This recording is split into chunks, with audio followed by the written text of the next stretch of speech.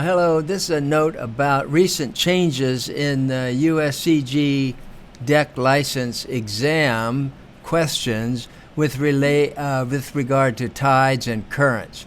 And it's a major update and a major change in their tests. It's all very positive. It makes these questions a whole lot easier and more sensible.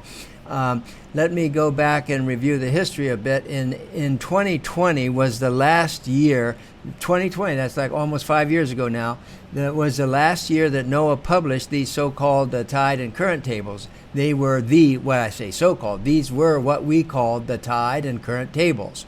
This was the tide tables, this was the current tables. And they were for, look at this, Europe and west coast of Africa, east coast of North and South America. Well, in 2020, they announced in 2020 that this was the last year that they were going to publish these or authorize these. They didn't actually publish them themselves. Third-party publishers published these, but they had the authorization of NOAA, and you see the NOAA logo right there authorizing that. Well, that was the last year they were authorized. They were no longer, after 2021, they were no longer authorized. Now, and the main thing that changed is, the two main things that changed, one is this table, the way this worked, and I'm going to just show this old system, which is happily gone. In the old system, you had a series of reference stations where they provided all the daily data for each of these stations, and then a list of what they called Table 2, 1,000 correct stations around the country, actually around the world in these days, where you applied those corrections to get the data. And that Table 2 data is now gone. And well, not now. 5 years ago, it was gone, 2020. So let me just do a quick, let me back up a minute. I have here an article online about what the subject is today. U.S. license exams come of age tide-wise. So this is a printed article, and this video here is sort of a video illustration of that article. So I'll give links to all of this, and in that there are links to this article that shows about how the old system used to work. And just a reminder, we would have all the reference stations that, like here's San Juan Channel would be the main reference station where they gave the data for the highs and lows or ebbs and floods and slacks all day long, every day of the year. And then these would be, if you wanted to get it at Wasp Passage, you would go look up the values here and then apply these corrections, both to the times, and the corrections could be different. The time before the flood, the change in the magnitude of the flood, and so forth. So that was all very complicated.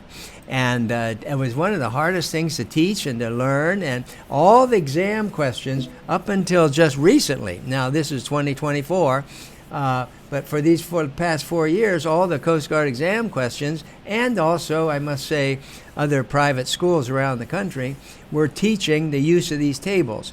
They've been teaching them for 4 or 5 years now when they don't exist. So we're pleased to see that the Coast Guard has got their exams updated.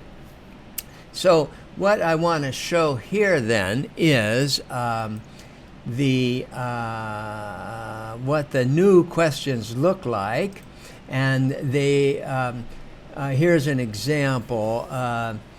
November 10th, 2023, at time 2030, you are near this buoy, and that's, let's see, what are we looking for? Currents.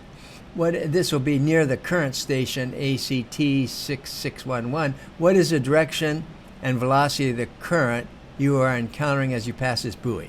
In other words, you just got to look up the current speed and direction at this time at that place. And then they give us, in the exam question, they give us these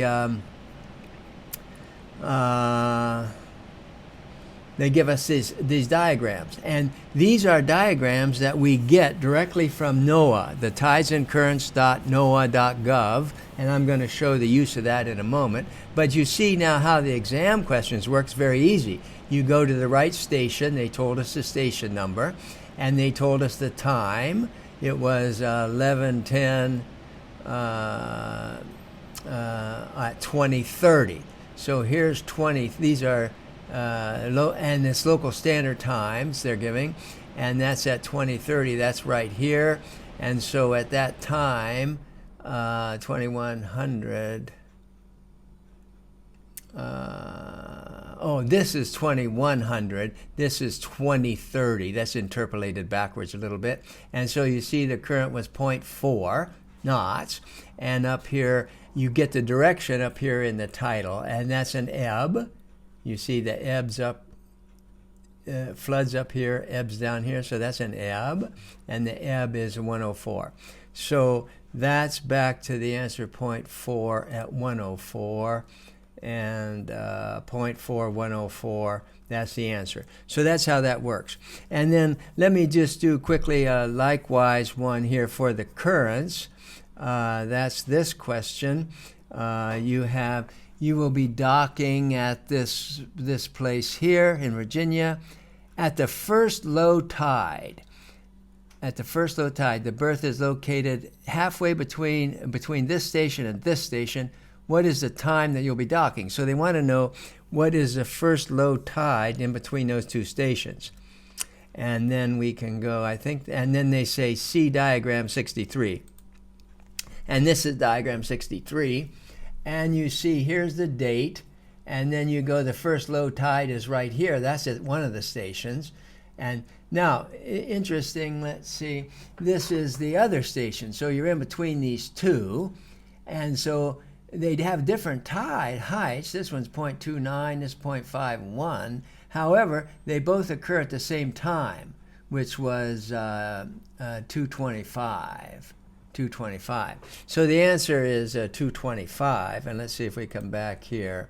And at 225, that's the answer. So you see, these are now very quick and easy problems. I need to pause for just a minute. I'll be right back. Okay, I apologize. Okay, so I'm back. Now, the other thing to note here is that these questions are, and then I'm going to put a link in here. You can come and read this part here. But the main point I want to make here to note is that the questions are really the same. If you go for the entrance level operator uninspected passenger vessels, and the Unlimited Ocean Master, the questions are essentially the same. So this is all now a very quick process. So let me, though, review real quickly how you get to these tables that you need with the tides and with the currents. And so let's see, do I have a link to that? No. Let me just go there. Let me just go and do this. And you do tides and current. Oh, and the steps for doing this, step by step, is outlined in one of those articles, plus there's a movie, sort of just exactly like I'm doing now, but there's a movie. Now, here is the point about it. We go to tidesandcurrents.noaa.gov. Now, let me back up. This is not what you do on the test. The test is going to give you those answers. You just have to look at those. For now, I'm just showing you how you do it on the water yourself. But it's important to follow this procedure exactly. You go to tidesandcurrents.noaa.gov. Let's say we want somewhere in Puget Sound here. You click the state. Now, once you get here, you click advanced. There's all sorts of temptations to do other things, but don't. Click advanced, and then under this one, let's say I want tides. Go to tide predictions. Not tides, not anything, not water level, tide predictions. And then you're done. It doesn't look like it, but you're done. Now you come over here and you zoom in, And when you want the tides here, you click here, and it takes you here, and here's today's tides. Then you click more data, tide predictions. Like that. And those are graphs that you're going to see on the test, or you're going to use in your actual waterways. You can also change this and look if you're planning ahead for a race or a cruise or something, or a trip, a week from now or a month from now, or you want to investigate something in the past, you can go in here in the calendar and look at other dates. Now, okay, so that's the way you do that. Now, if you want annual tables, you just go up here to this button at the top, said annual tables, set these the way you want them. Local standard time, usually you would change to 24 hours. This doesn't matter. There's that. You want 2024. You could also print, look, you could print all three of these tables right here. 3 years. And then you just say, let's say download. You just hit download like that. And that's going to create those tables for you and print them out. Let me just save it to the downloads. And then you would open this up. And then you'll see you've got the all the tide tables. It takes like 4 pages for each station for a whole year. Okay, now let's go back here and do the same thing for the currents. I want to start back here, tides and currents. Okay, same way. You click here, click your state. You go to advanced. Then you put real time, and you want current predictions. Then you're done. You zoom in. You find the station you want, you click it, you say more data, more data, current predictions, and did I pick a station with no data? Oh no, I don't know, it just was delayed. Okay, so it's the same procedure like that. And again, there's longer movies and explanations about this, but that's the way that the new test questions and the new practice, the way we do it on the water, is all so much better and easier and more accurate than it was before. And I'll stop there.